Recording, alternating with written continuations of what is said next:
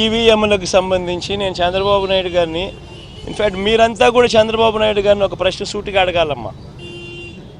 ఒక ప్రశ్న సూటిగా అడగాలి చంద్రబాబు నాయుడు గారిని.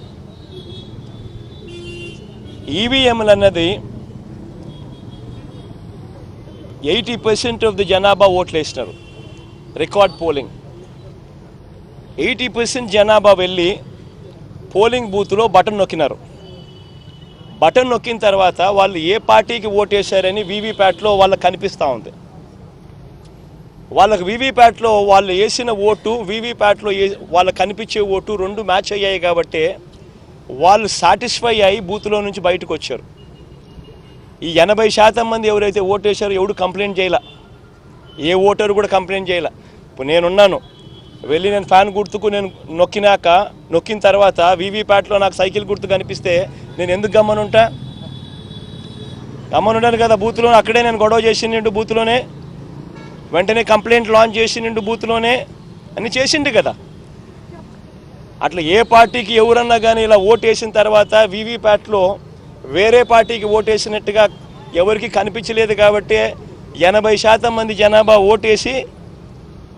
ఓట్లేసిన ప్రతి ఒక్కరూ సాటిస్ఫై అయ్యి ఎటువంటి బూత్లో కానీ బూత్లో కంప్లైంట్ ఇవ్వడం కానీ పోలింగ్ ఆఫీసర్ దగ్గర కంప్లైంట్ ఇవ్వడం కానీ ఎటువంటి ఎక్కడ జరగల.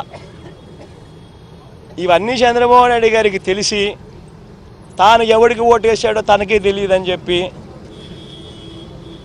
సినిమాలో ఒక సినిమాలో విలన్ పాత్ర పోషిస్తూ డ్రామాలు చేయడము ఎంత మటుకు ధర్మం చంద్రబాబు నాయుడు గారిని అడుగుతా ఉన్నా.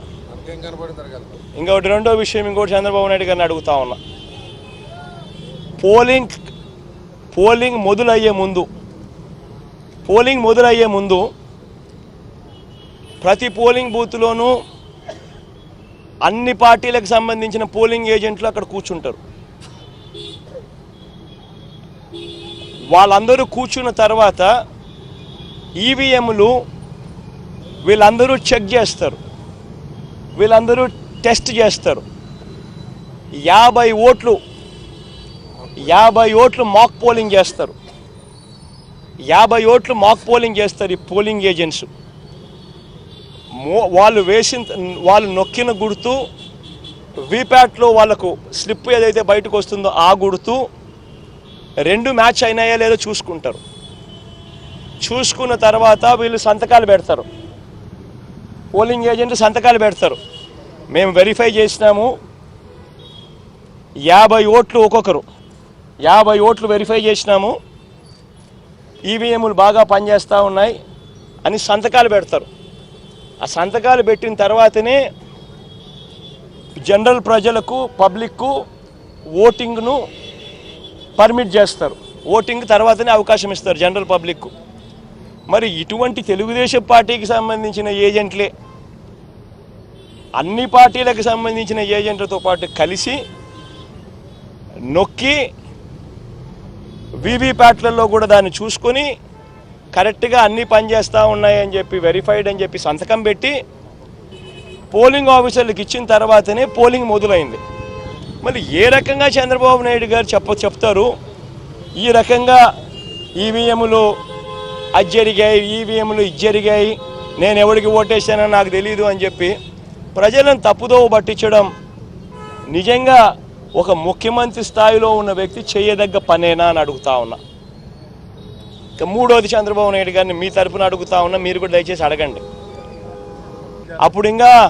అప్పుడన్నా ఇంకా వీవీప్యాట్లో ఇంకా లేవు, ఇంకా మేము అనాలా. అప్పుడు బటన్ ఎవరికి నొక్కినామో ఎవరికి పోటు పడిందో మాకు తెలియదని మేము అనాలా. కానీ ఇక్కడైతే కనీసం కనిపిస్తూ ఉంది. వీవీప్యాట్ తర్వాత ఇంకా వీవీప్యాట్ కూడా వచ్చింది. బటన్ నొక్కిన తర్వాత వీవీప్యాట్లో కనిపిస్తూ ఉంది ఏ పార్టీకి ఓటేసామని. అప్పుడు చంద్రబాబు నాయుడు 2014లో గెలిచినప్పుడు అది కూడా లేదు, అయినా మేమేమనలా. చంద్రబాబు నాయుడు గారు నంద్యాల బై ఎలక్షన్ చేసినాడు, తర్వాత 30,000తో గెలిచినాడు నంద్యాల బై ఎలక్షన్. అప్పుడు ఇదే ఈవీఎంలు ఇదే వీవీప్యాట్, ఆయనకు అనుకూలంగా తీర్పు వస్తే ఏమలా అన్నీ బాగున్నాయి. వీవీప్యాట్లు బ్రహ్మాండంగా ఉన్నాయి, ఈవీఎంలు బ్రహ్మాండంగా ఉన్నాయి. మరి ఇదే ఈవీఎంలు జనరల్ ఎలక్షన్స్కు 3 నెలల ముందు రాజస్థాన్, ఛత్తీస్గఢ్, మధ్యప్రదేశ్ 3 రాష్ట్రాలలో కాంగ్రెస్ పార్టీ గెలిచింది, ఇంక్లూడింగ్ కర్ణాటకలో కూడా. 4 రాష్ట్రాల్లో కాంగ్రెస్ పార్టీ గెలిచింది. బీజేపీ ఓడిపోయింది 4 ఎలక్షన్లు. ఎన్నికలకు జనరల్ ఎలక్షన్స్కు 3 నెలల ముందు. మళ్ళీ అప్పుడు ఇవే ఈవీఎంలే కదా. అప్పుడు ఎందుకు చంద్రబాబు నాయుడు మాట్లాడలేదు? ప్రజలు తనను వ్యతిరేకంగా ఓటు వేస్తున్నారు అని చెప్పి తెలిసి ప్రజల గాలి తన వైపు లేదు అని తెలుసుకొని ఎంతటి దారుణంగా డెమోక్రసీని అవహేళన చేస్తూ ప్రజల తీర్పును అవహేళన చేస్తూ మాట్లాడుతూ ఉంటే ఈ మనిషి నిజంగా మనిషేనా అని అడుగుతా ఉన్నా. ఈయన బుద్ధి గెలిస్తే సింధుకు నేనే బ్యాడ్మింటన్ నేర్పించిన, బిల్ గేట్స్ కంప్యూటర్ ఎలా నొక్కాలో నేనే నేర్పించిన, సెల్ ఫోన్ నేనే కనిపెట్టా.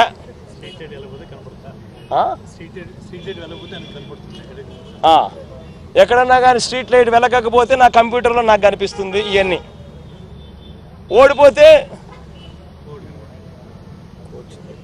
ఓడిపోతే సింధు కోచ్ తప్పు,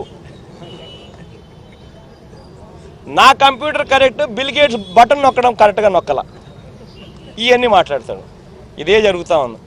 ప్రజలు చంద్రబాబు నాయుడు గారు ఆయన చేసిన మోసాలను చూశారు, ఆయన చేసిన అన్యాయాలను చూశారు, ఆయన చేసిన అధర్మ పరిపాలన చూసినారు.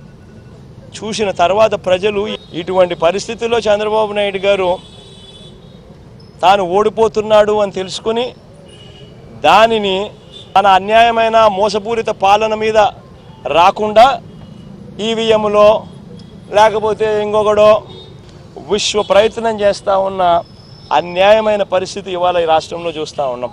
ఇటువంటి దుర్మార్గుడు, ఇటువంటి మోసగాడు, ఇటువంటి రాక్షసుడు, ఇటువంటి అన్యాయస్తుడు ఎంత త్వరగా పోతే ప్రజలకు అంత మంచి జరుగుతుంది.